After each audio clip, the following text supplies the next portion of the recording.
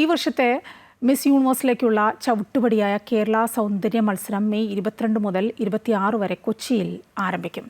Queen frame studios സംഘടിപ്പിക്കുന്ന മത്സരത്തിൻ്റെ title sponsor Beena Kannan കൊറ്റ്യൂട്ടറാണ്. ഗ്രാൻഡ് ഫിനാലെ ഉൾപ്പെടെ 6 ദിവസങ്ങളിലായാണ് മത്സരം ക്രമീകരിച്ചിരിക്കുന്നത്.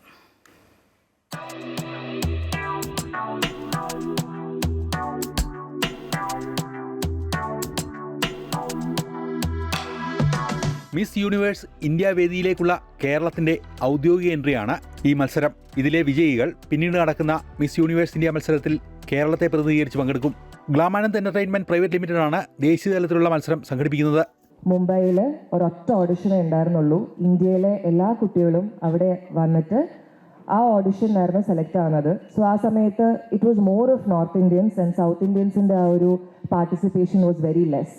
എല്ലാ സ്റ്റേറ്റിലും യൂണിയൻ ടെറിട്ടറിക്കും ഈക്വൽ പാർട്ടിസിപ്പേഷന് വേണ്ടിയിട്ട് എല്ലാ സ്റ്റേറ്റും യൂണിയൻ ടെറിട്ടറീസിലും ഇതുപോലെ കോമ്പറ്റീഷൻ ഉണ്ടാവും അവരവരുടെ സ്റ്റേറ്റ് വെച്ചിട്ട്. എന്നിട്ട് അവിടുത്തെ വിന്നേഴ്സ് ആയിരിക്കും നാഷണൽസിൽ മത്സരിക്കുന്നത്.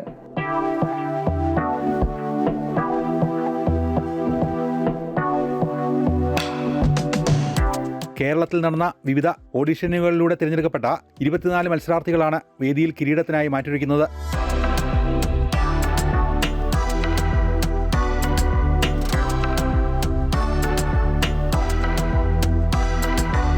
ഇത് ഓരോ മലയാളി പെൺകുട്ടികളുടെയും സ്വപ്ന സാഫല്യത്തിനുള്ള ഒരു വഴിയായിട്ടാണ് ഞാൻ കാണുന്നത്.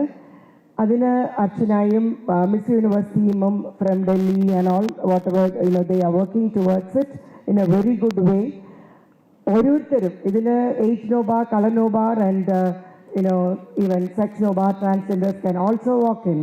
സോ അതിനനുസരിച്ച് എല്ലാ രീതിയിലുള്ള പാർട്ടിസിപ്പേഷനും അന്നുണ്ടായിരുന്നു. That was quite appreciable.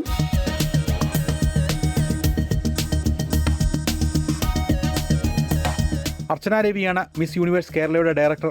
പ്രശസ്ത കോറിയോഗ്രാഫർ ഷാം ഖാനാണ് പരിപാടിയുടെ ഷോ ഡയറക്ടറും കോറിയോഗ്രാഫറും.